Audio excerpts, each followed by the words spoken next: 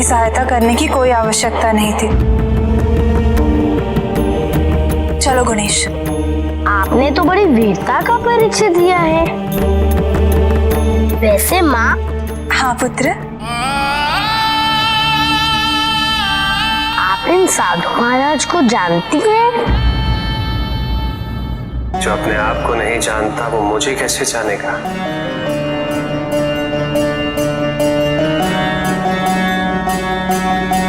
पुत्र, हमारा समय व्यर्थ करने के लिए नहीं है और गुरुजी के आदेश अनुसार काशी जाकर हमें हमारे सत्य का बोध हो जाएगा, तो आलोचना करने वाले का मुख अपने आप ही बंद हो जाएगा।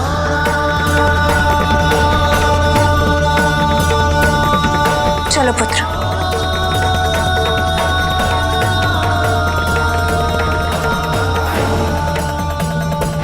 मुझे क्षमा कर दीजिए पिताजी। माँ की रक्षा करने हेतु मैं उनके पास नहीं था। तुम्हारी कोई भूल नहीं है पुत्र। तुम तो अपनी माता के लिए भोजन लाने गए थे। मुझे चिंता तो केवल पार्वती की है।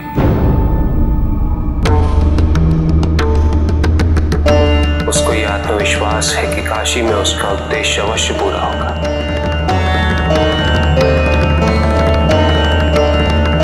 यदि ऐसा नहीं हुआ तो उन्हें बहुत दुख होगा। जाओ गणेश, तुम्हारी माता को तुम्हारी आवश्यकता है, उनका ध्यान रखना। अवश्य पिताजी।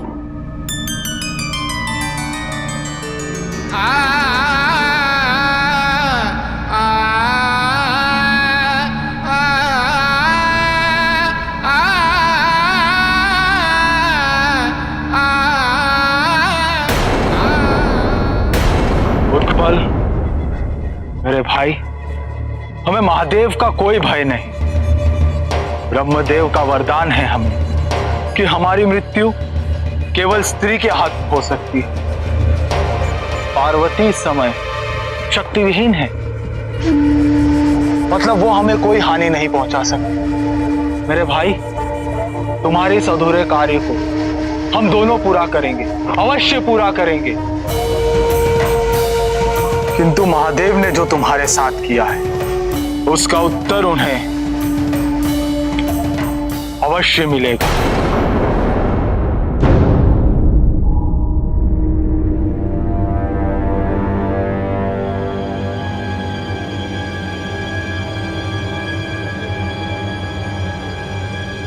आयुष्मान भव।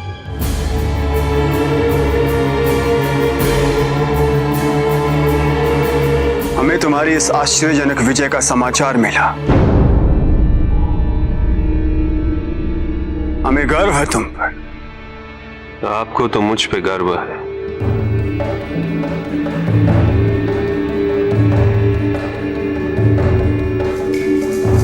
किंतु असुरों में आत्मविश्वास का इतना अभाव क्यों? देवताओं से पराजय का यह एक महत्वपूर्ण कारण है। आप स्वर्णासुर का उदाहरण ही ले लीजिए। जैसे ही मैंने उसकी मुट्ठी जकड़ी, उस कायर ने एक क्षण में ही अपनी पराजय स्वीकार कर ली। मैं तो ये सोचता हूं कि क्या कभी कोई ऐसा असुर मिलेगा जो मुझसे निर्भीक होकर मेरा सामना कर सके, मेरी चुनौती स्वीकार कर सके।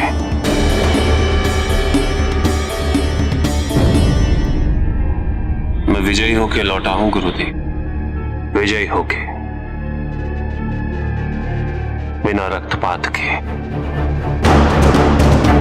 कौन था वो मेरी मां का क्रूर हत्यारा? क्यों जानना चाहते हो? वो कोई महत्वपूर्ण देवता हुआ तो मैं उसे महत्वहीन बना दूंगा। कौन था वो यदि तुमसे अधिक शक्तिशाली हुआ तो? एक स्त्री की हत्या करने वाला कभी शक्तिशाली नहीं हो सकता। कौन था वो गुरुदेव?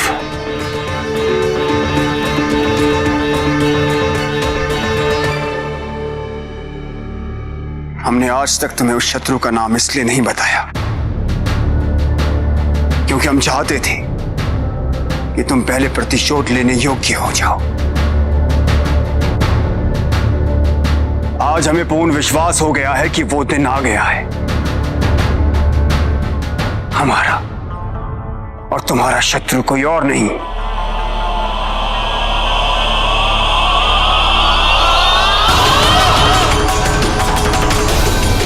देवताओं का राजा इंद्र है।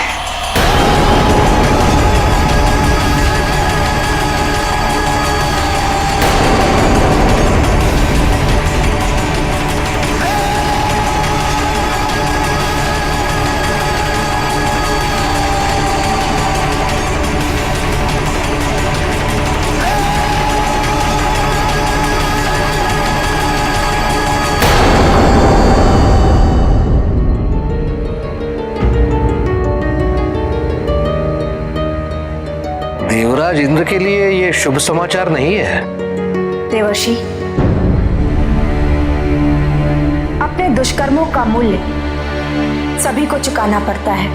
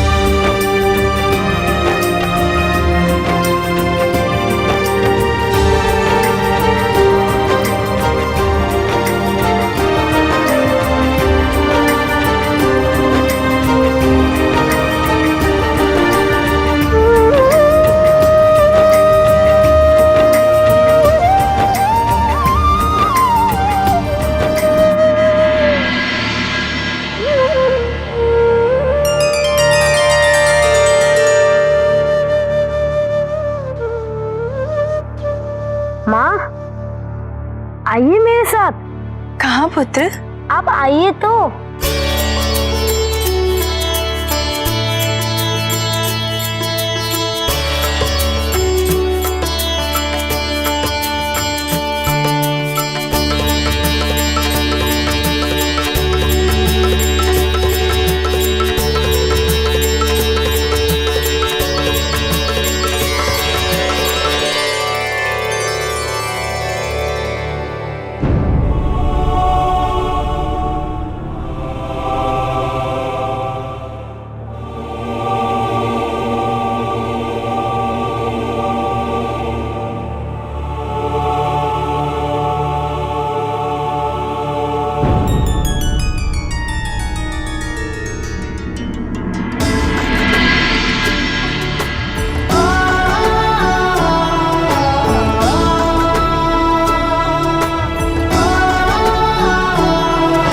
पार्वती,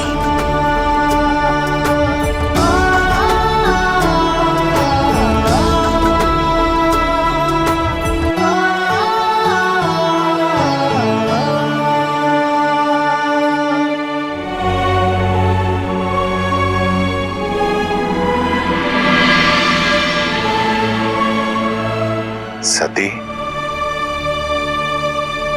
बेटी,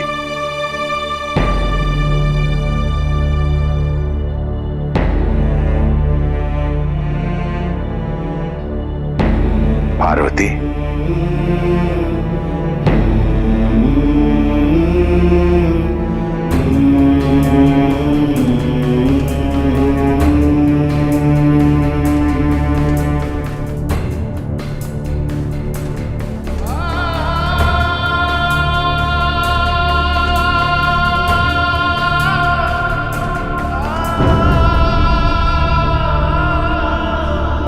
हमें क्षमा कीजिएगा, परंतु हमने आपको पहचाना नहीं।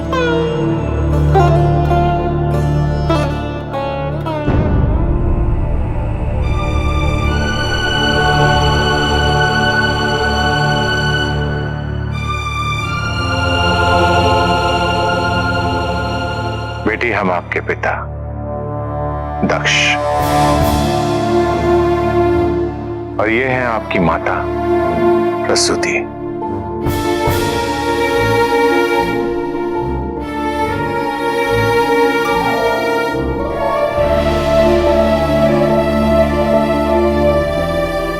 आपसे कोई भूल होती प्रतीत हो रही है हमें।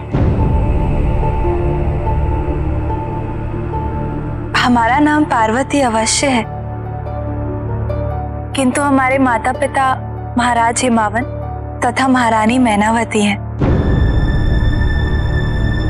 हमें यहाँ हमारे गुरु आदि योगी जी ने भेजा है और हमें पूर्ण विश्वास है कि यहाँ हम अपने संपूर्ण सत्य से अवश्य सम्मुख होंगे।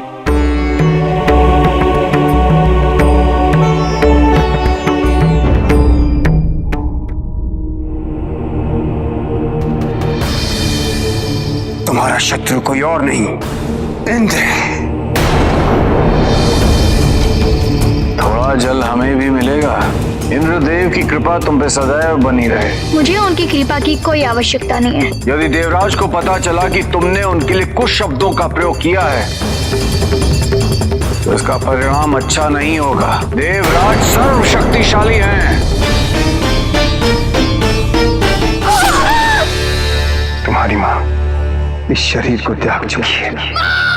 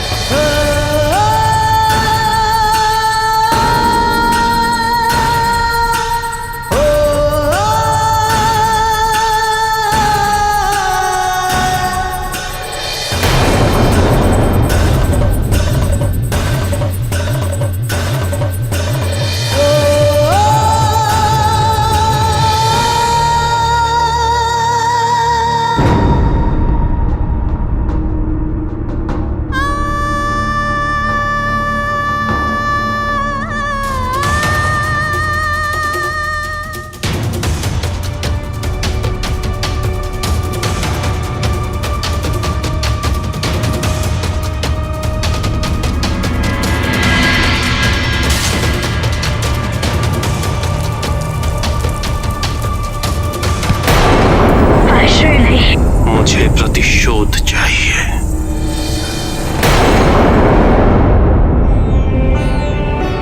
प्रणाम। सदा सुखी रहो। मैं गणेश हूँ, महादेव और माता पार्वती का पुत्र।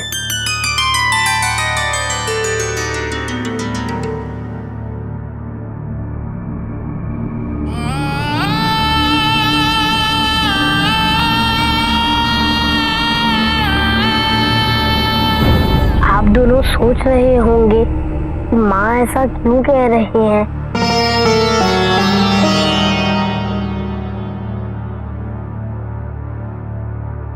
पर इसके पीछे एक कारण है। कारण? कैसा कारण? माँ ने अपनी इच्छा से आंशिक स्मृतियां त्याग दी है।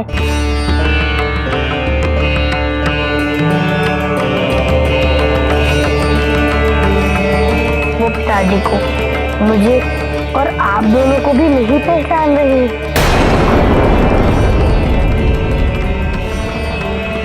अपने पिताजी ने हमें आदि योगी का भेष धारण किया है और मैं उनके शिष्य गुणेश का।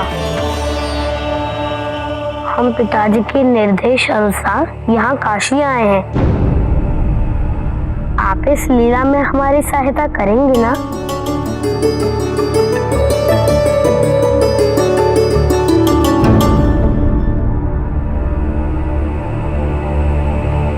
ये कैसा मंदिर है? किसी देवी का प्रतीत होता है।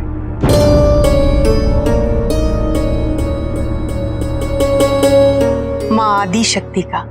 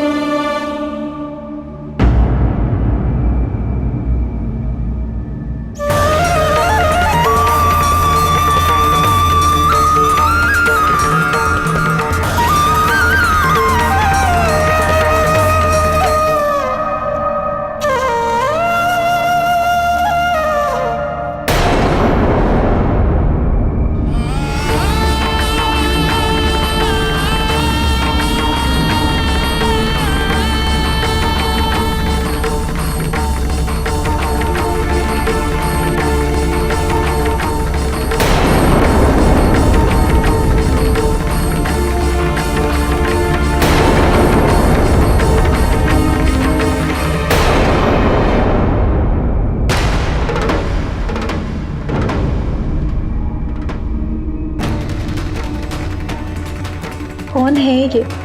ऐसा क्यों प्रतीत हो रहा है कि हम इन्हें जानते हैं? हमने तो सोचा था यहाँ हमें अपने प्रश्नों से मुक्ति मिलेगी।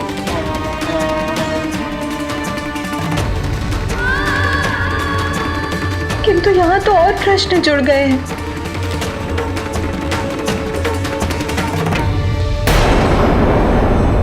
नहीं,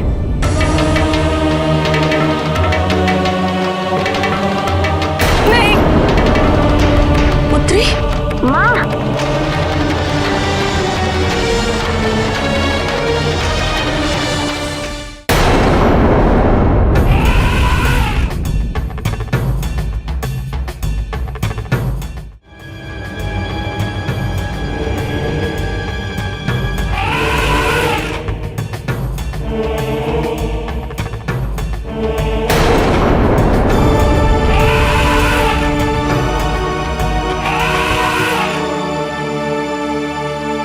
यह रावत कैसी चेतावनी दे रहा है?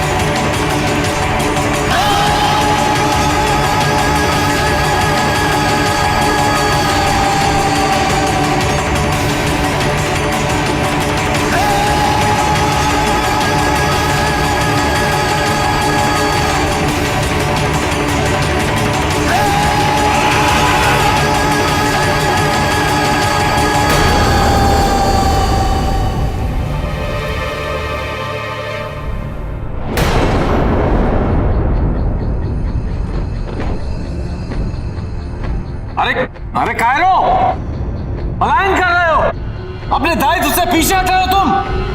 अपने राजा की रक्षा करना तुम्हारा धर्म है।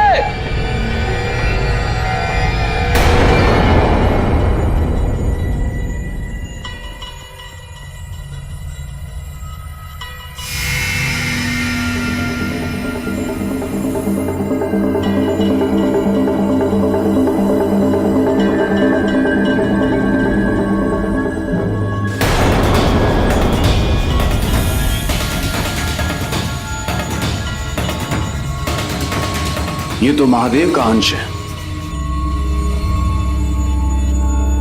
अब ये कह के निराश मत करना कि तुमने मुझे पहचाना नहीं।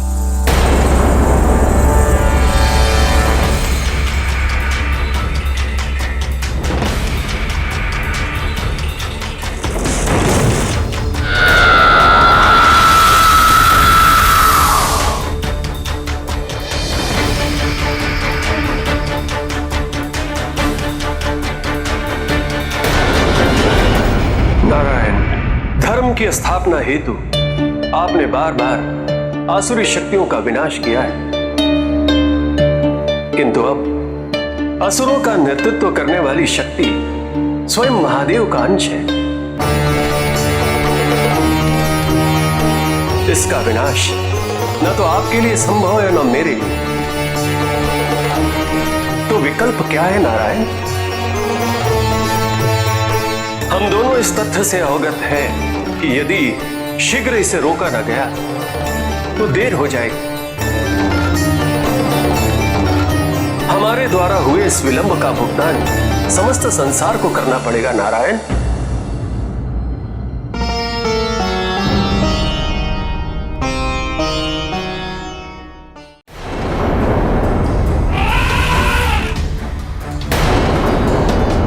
कदाचित परिस्थिति को देखकर पलायन ही उचित होगा।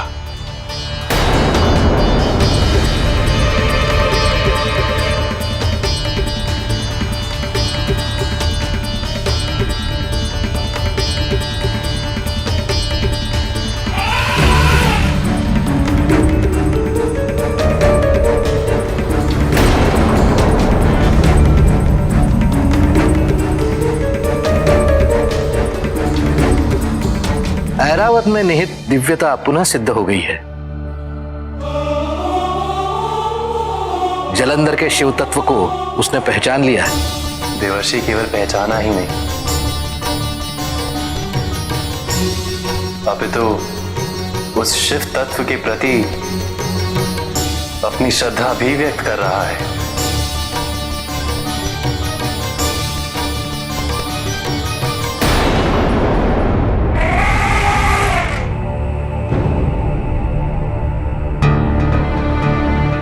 मैं अपने भवन के भीतर कैसे जाऊं?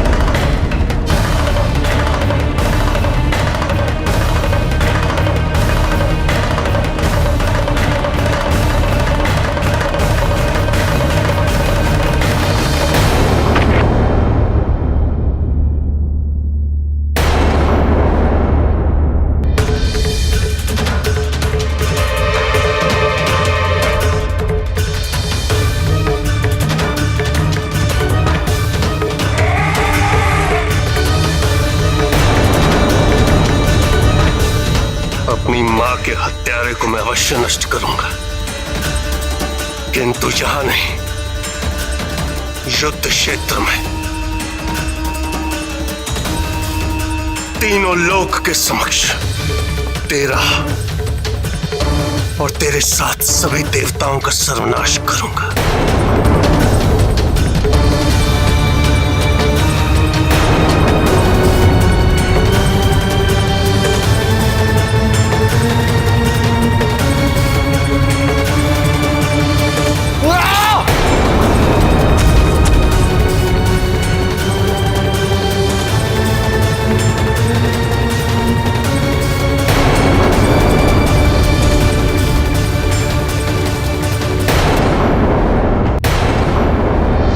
देव अमर्यादित एवं ऐश्वर्यहीन हो गया हो, उसे ऐरावत पर बैठने का कोई अधिकार नहीं। देवराज इंद्र के साथ जो हुआ वो उचित है।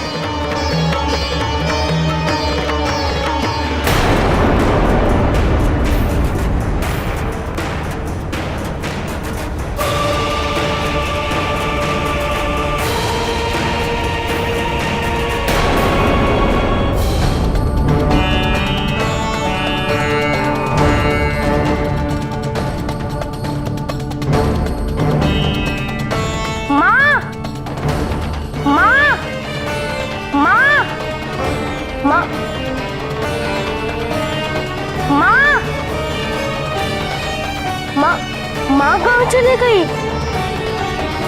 माँ!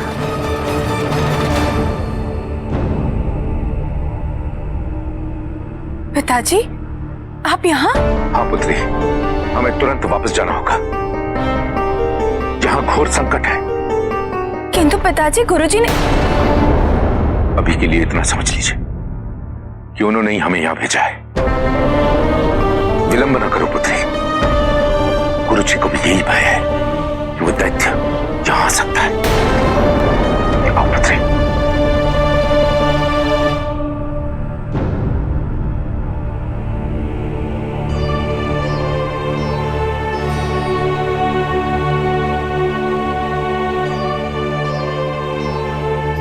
पिताजी, मुझे समझ में नहीं आ रहा है, माँ कहाँ चली गई?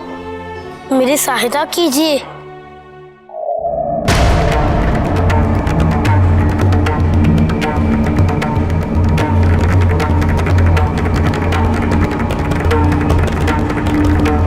पिताजी, माँ। तुम्हारी माता संकट में है पुत्र।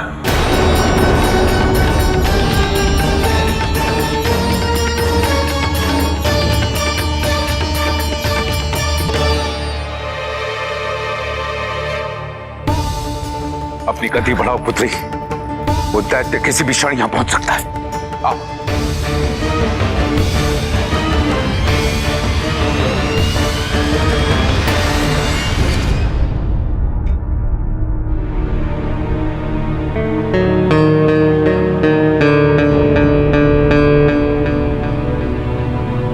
पिताजी,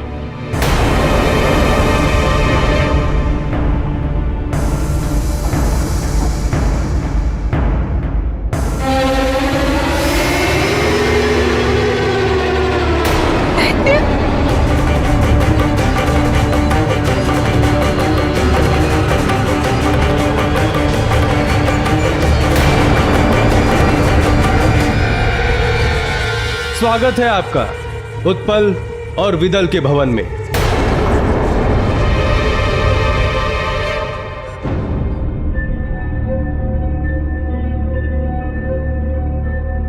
जलंधर अभी तक वापस क्यों नहीं आया?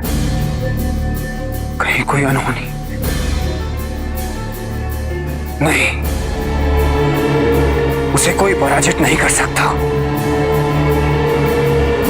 तो फिर ये विलंब क्यों?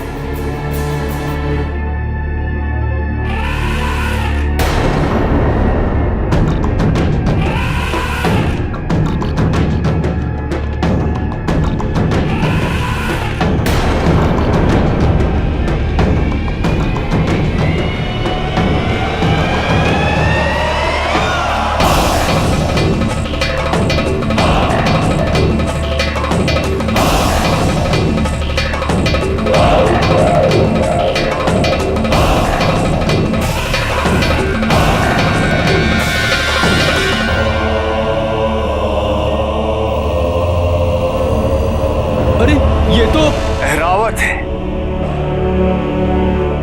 जलंधर इंद्र के एरावत को यहां ले आया है।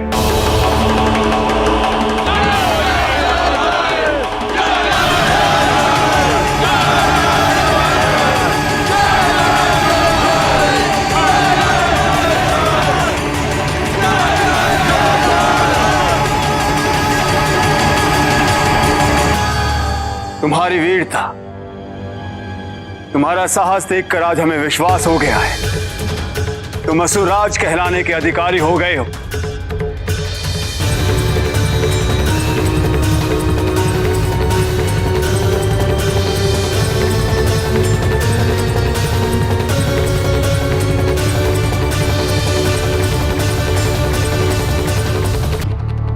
हम किसी पर भी अपने इस निर्णय को अधिरोपित नहीं करना चाहते।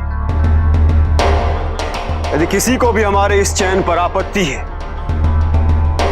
इसी क्षण जलंधर को द्वंद्व युद्ध के लिए चुनौती देकर अपनी श्रेष्ठता सिद्ध करें,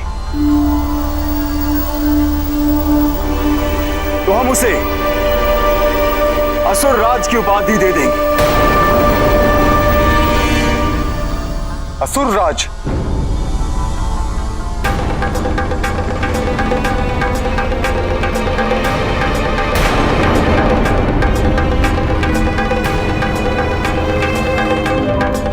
जिसके बारे में यह भी निश्चित नहीं कि स्वयं एक असुर है या नहीं। आप उसे असुर राज कैसे बना सकते हैं आचार्य?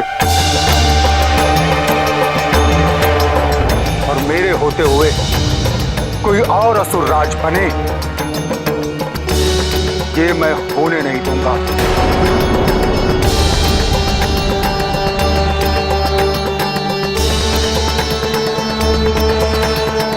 2 सिंगों से भी ज्यादा उग्र और शक्ति है उग्रासुर में। जलंधर इसे कभी नहीं हरा सकता।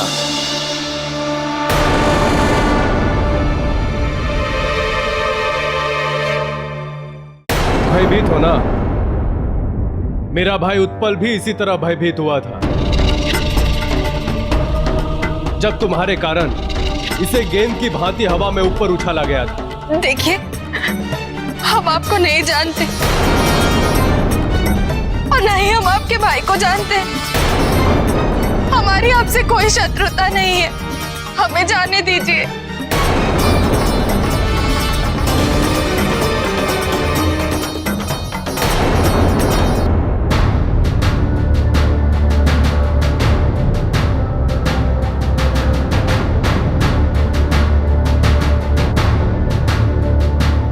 अरे, ये बालक यहां पर भी आ गया।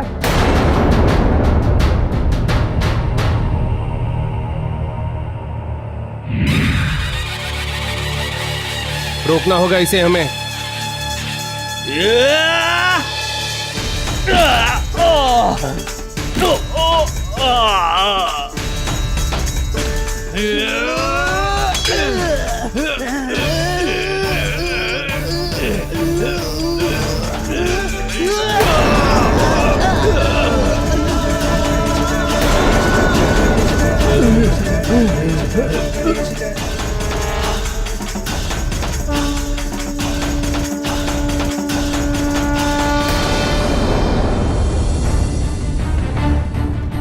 आगे मत बढ़िए, हम कह रहे हैं आप दोनों आगे मत बढ़िए।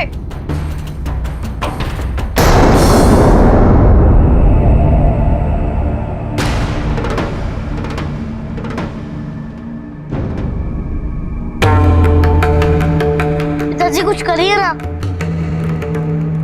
कुछ कीजिए ना पिताजी।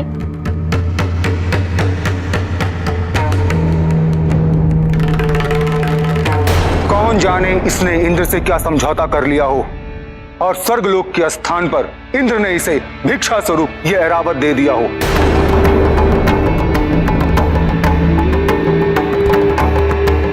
और हम इसे इसकी वीरता समझ रहे हैं। और फिर एक मस्त कन्या की संतान का हम असुरों में भला क्या स्थान है? तुम्हारा क्रोध तुम्हारी शक्ति है, किंतु यही क्रोध तुम्हें अशक्त भी बनाता है। यदि क्रोध तुम्हें नियंत्रित करेगा तो तुम कभी भी सफल नहीं हो सकते। आवश्यक है कि तुम अपने क्रोध पर विजय पाओ, उसे नियंत्रित करना सीखो, अन्यथा तुम कभी भी अपने उद्देश्य में सफल नहीं हो सकते। तुम जलंधर को चुनौती देना चाहते हो? नहीं आचार्य, चुनौती नहीं, मैं इसे पराजय का निमंत्रण दे रहा हूं।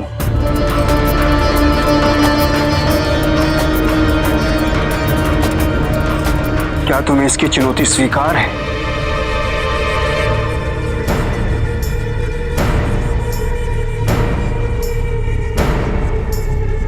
द्वंद्व युद्ध आरंभ किया जाए।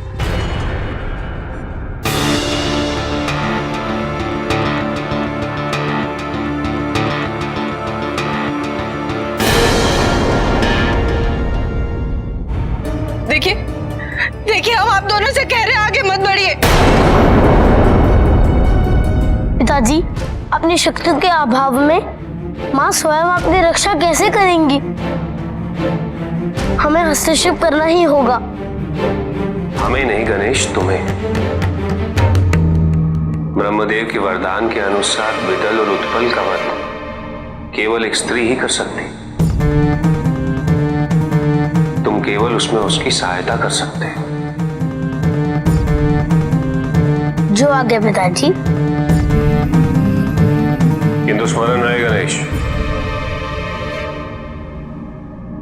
तुम अपनी शक्तियों का उपयोग नहीं करोगे।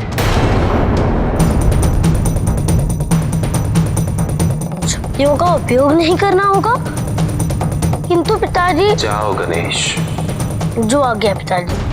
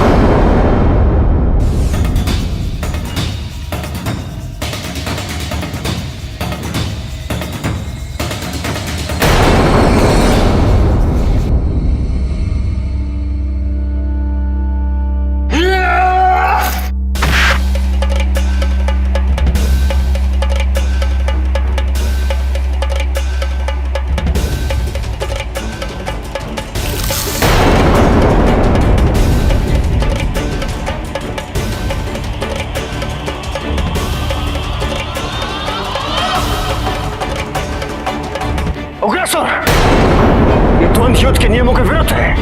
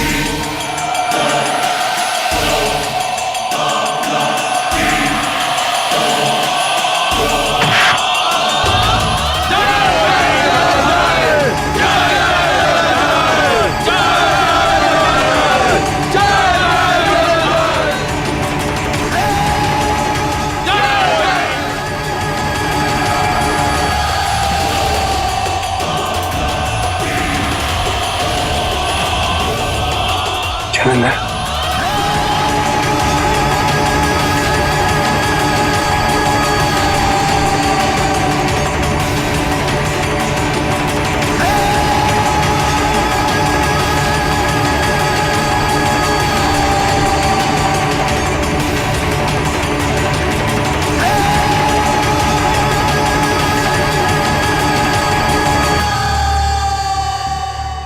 मत्स्य कन्या के पुत्र को असुराज बनाए जाने पर अब और किसी को कोई आपत्ति तो नहीं।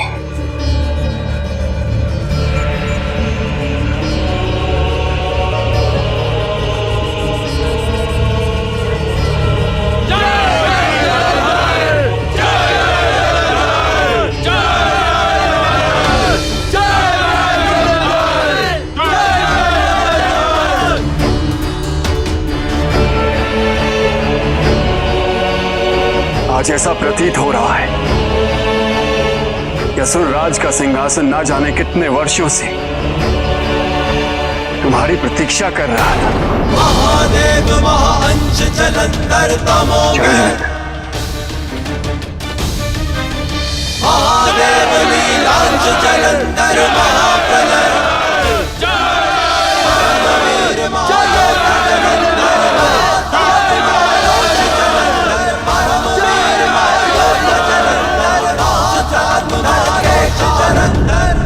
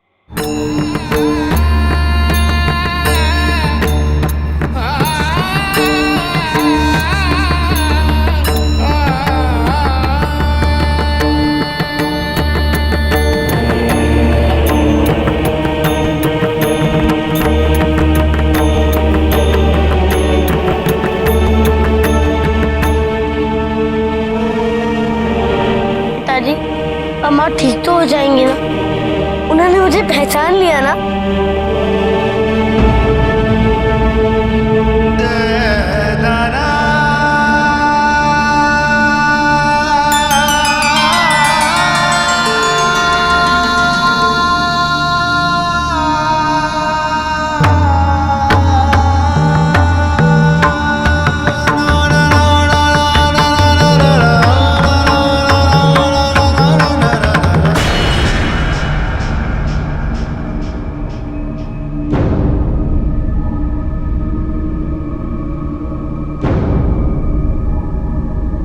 ये फिर यहाँ क्या कर रहे हैं?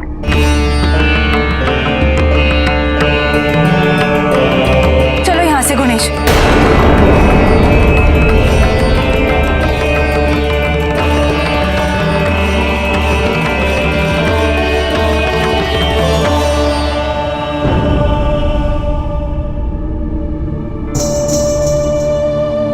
निराश ना हो गणेश।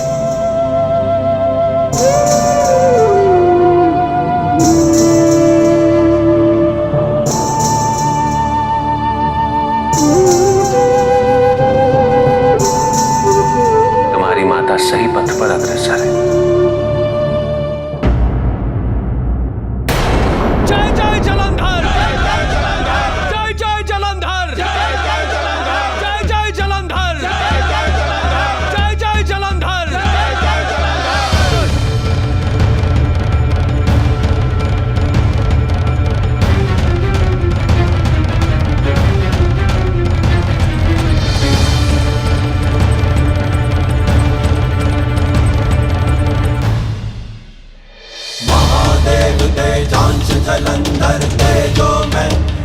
जलंधर महाराज की, जलंधर महाराज की, जलंधर महाराज की, जलंधर महाराज की, जलंधर महाराज की, जलंधर महाराज की, जलंधर महाराज की, जलंधर महाराज की, जलंधर महाराज की, जलंधर महाराज की, जलंधर महाराज की।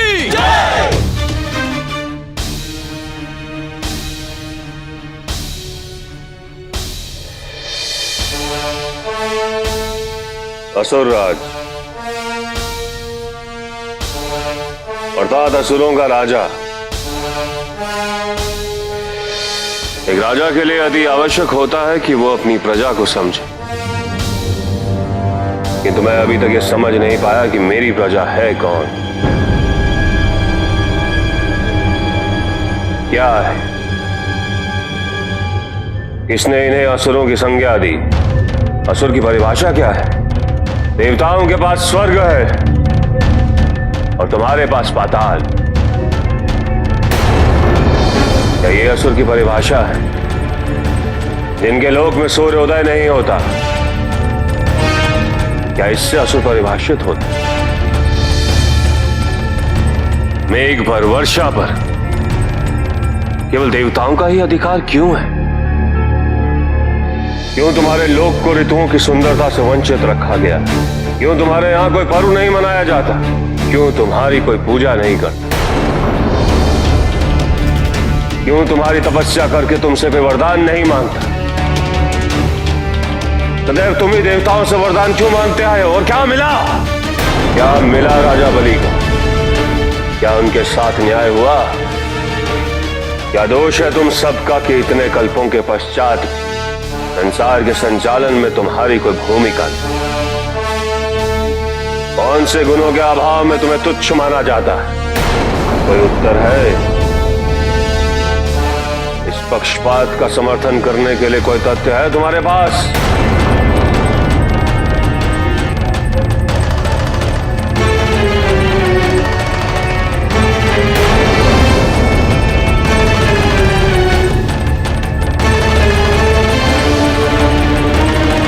यदि नहीं तो इसका अर्थ स्पष्ट है। जब किसी दुर्दशा का कोई कारण नहीं होता तो उसे शोषण कहा जाता है। खेद की बात तो ये शोषण उन्होंने किया है जिन्हें तुम इतने कल्पों से पूजते आए, जिन्हें तुम सब देवता मानते, किंतु ये संपूर्ण दोष उनका नहीं है। कोई तुम्हारा शोषण तभी कर सकता है जब तुम उसे करने दो। देवताओं ने जब चाहा तुम्हें सहभागी बना दिया, उन्होंने जब चाहा तब तुम्हें शत्रु बना दिया, क्योंकि तुमने उन्हें यह अधिकार दिया। देवता अधिक शक्तिशाली है नहीं, तुम सबने कभी अपने सामर्थ्य के अनुसार उनकी शक्तियों का सामना ही नहीं किया। जैसे पहले ही पराजय स्वीकार करते आए हो तुम सब।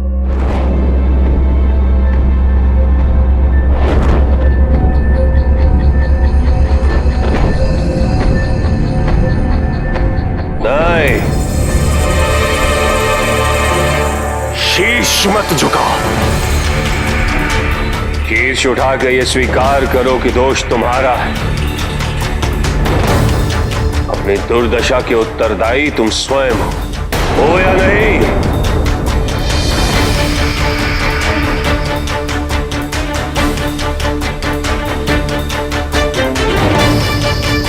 जिनमें अपने दोष को स्वीकार करने का साहस नहीं होता वो कायर होता, और कायर अपने साथ हुए अत्याचारों का प्रतिशोध लेने के योग्य ही नहीं। प्रश्न ये उठता है कि क्या तुम सभी कायर हो? क्या तुम में अपने दोष को स्वीकार करने का साहस नहीं? साहस है असुरराज।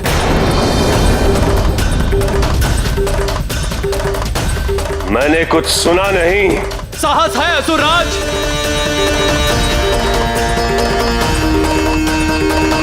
साहस का स्वर इतना मन।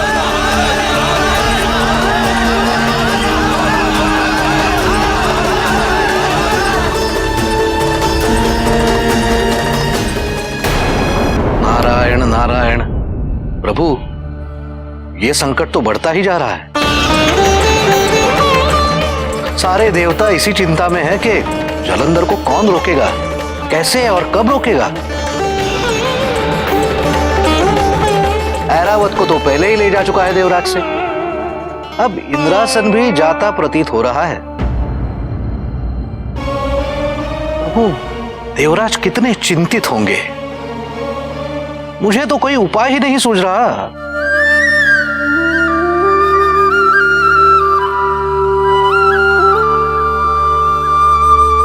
नारायण नारायण, जैसी आपकी आज्ञा प्रभु।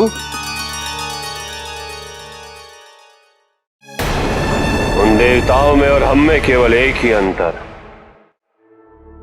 केवल एक, और वो ये कि उनके पास सब कुछ है और हमारे पास कुछ भी नहीं। और यह अन्याय है और यही पक्षपात का आधार है। देवता नियम बनाते हैं तो केवल अपने लिए, अपनी सुरक्षा के लिए बनाते। देवताओं ने हमारे हित के लिए आज तक कुछ नहीं किया। यदि हम भूल करते हैं तो हमें दंड मिलता, और यदि वो अपराध भी करें तो उन्हें दंड देने वाला कोई भी नहीं। एक निर्दोष स्त्री की हत्या करके भी कोई देवराज बना रहता है। किसी की अजन्मी संतान को निर्दयी देवता कुचल के चले जाते हैं और कोई उन्हें दंड नहीं देता। क्यों? क्या दंड का नियम केवल हमारे लिए है? नहीं। आज से मैं एक नियम बनाता, और वो ये नियम है कि आज के पश्चात सारे असुर केवल अपने निजी व सामूहिक सम्मान के लिए जीवित रहेंगे, अन्यथा प्राण त्याग देंगे। क्या यह संभव है?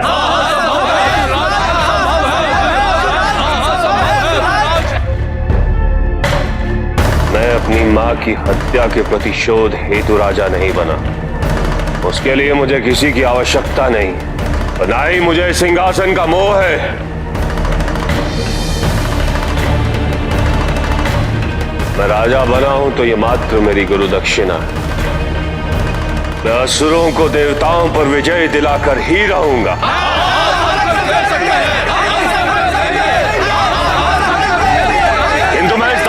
तभी निभा सकता हूं जब तुम सब एकजुट होकर मेरा साथ दो। तुम सभी जिस कर्क मानसिकता से ग्रसित हो, तुम्हें उससे मुक्त होना होगा। तुम में से जो भी असुर तुमसे अधिक शक्तिशाली है, अधिक सामर्थ्यवान है, तुम्हें उसका साथ देना होगा। उसे गिराओ मत। तुम्हारी सामूहिक विजय ही अपनी विजय है और तुम्हारी सामूहिक पराजय तुम्हारी अपनी पराजय। क्या अपनी आने वाली पीढ़ियों के भविष्य के लिए सम्मान के साथ जीवन व्यतीत करने का मार्ग को प्रशस्त करने का संकल्प ले सकते हो?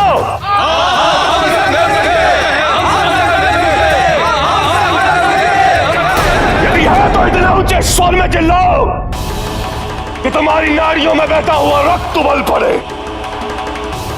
असुरराज की जय! असुरराज की जय! असुरराज की जय! क्या तुम्हारे स्वरों में इतना रोष है जो देवताओं के सिंहासन को हिला दे? रोष है? असुरराज की जय! असुरराज की जय! असुरराज की जय! असुरराज की जय! असुरराज की जय! असुरराज की जय! असुरराज की जय!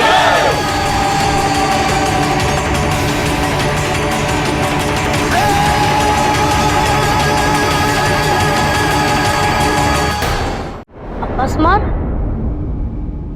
तो ये है कौन पिताजी? अविद्या अज्ञानता का दैत्य,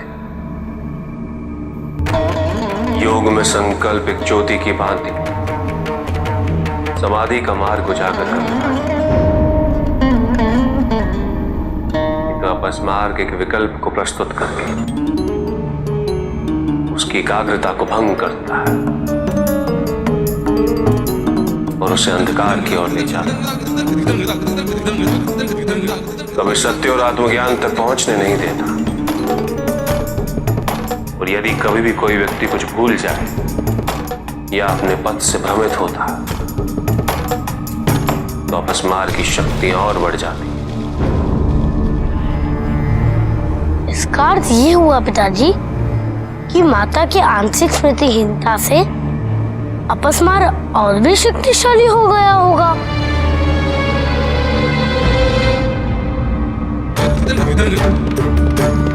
हाँ पुत्र, पहले से भी कहीं अधिक,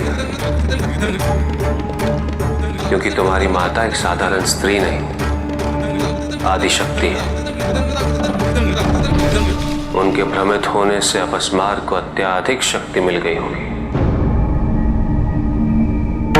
यदि उसे नियंत्रित नहीं किया गया तो वो पार्वती को सत्य तक नहीं पहुंचने देगा, उसे आत्मज्ञान नहीं होने देगा।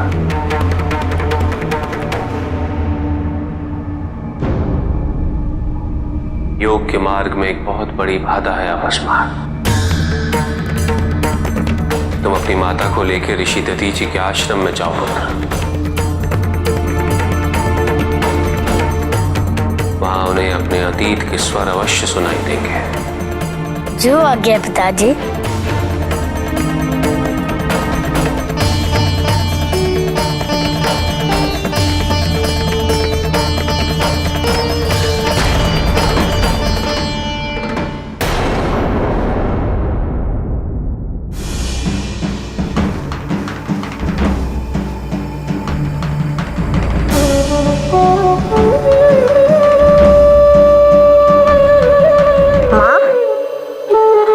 महर्षि दधीचि को सूचित करके आता हूँ।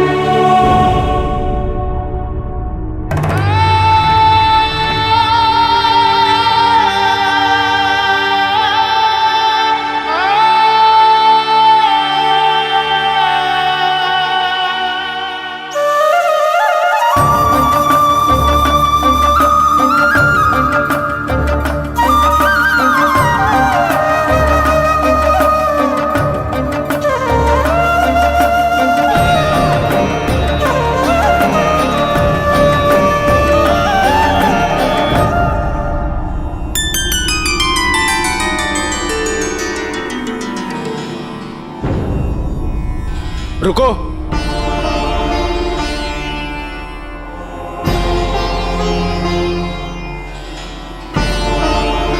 बालक, कहाँ जा रहे हो? मुझे महर्षि दधीचि से मिलना है। परंतु वे अभी साधना कर रहे हैं, आप उनसे इस समय नहीं मिल सकते। अरे मुझे पहचानिए, मैं गणेश हूँ और मेरा महर्षि दधीचि से मिलना अत्यंत आवश्यक है और उन्हें बताना है कि माता पार्वती ने अपने स्मृति का एक अंश त्याग दिया है और महादेव के आदेश अनुसार आप उन्हें यहाँ ले आए हैं।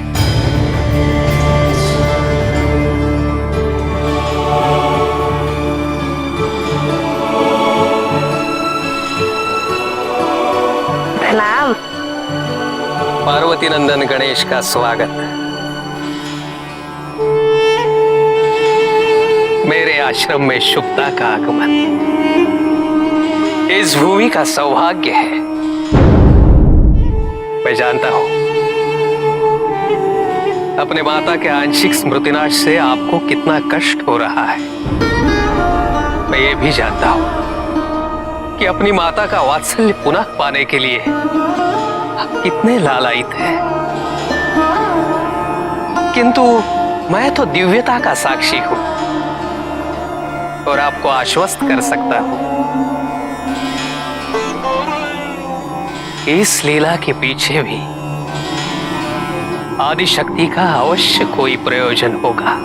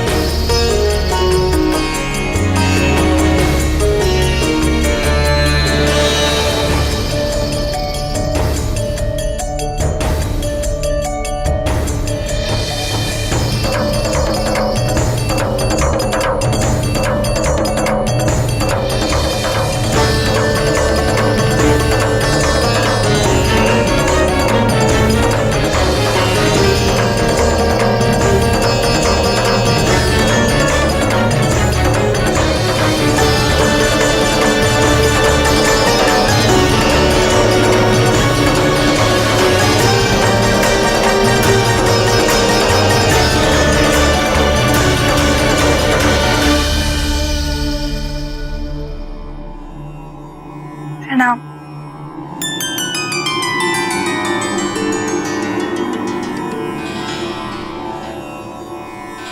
हम दिशा भटक गए थे।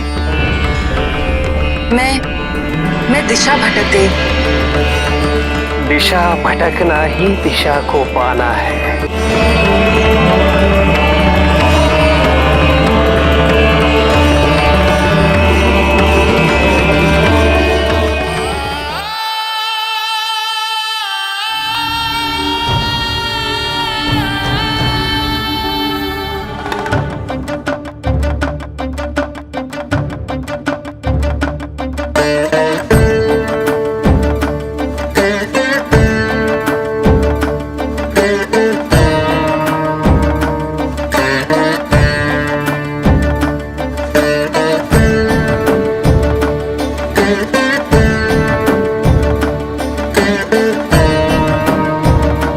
भटक तो आप चुकी है माता,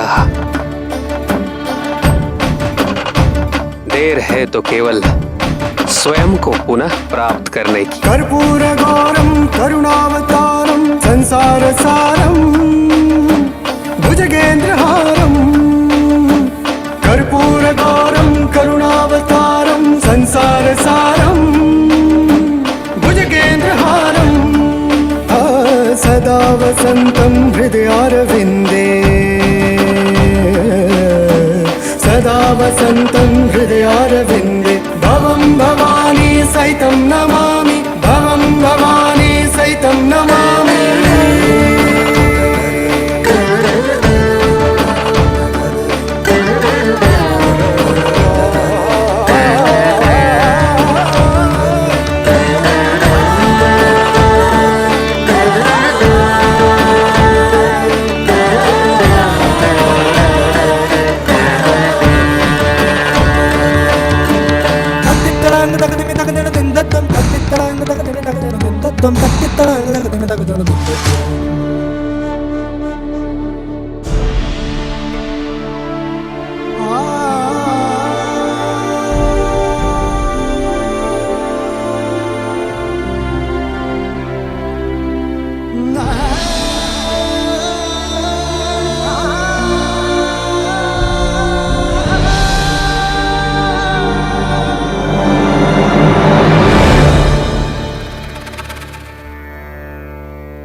मैं तुम्हारे कितने समीप हूं पार्वती, किंतु ये इतनी सी दूरी भी कितनी बड़ी प्रतीत हो रही है।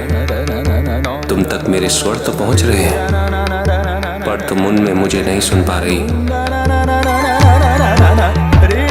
तुम्हारे नेत्र मुझसे स्पर्श करते हैं, किंतु तुम मुझे पहचान नहीं रही हो, और इससे बड़ा कष्ट मेरे लिए क्या होगा। पर मुझे विश्वास है वो दिन अवश्य आएगा जब मैं और तुम पुनः कैलाश पर लौटेंगे, बिल्कुल ऐसे जैसे हम कभी पृथक थे ही नहीं।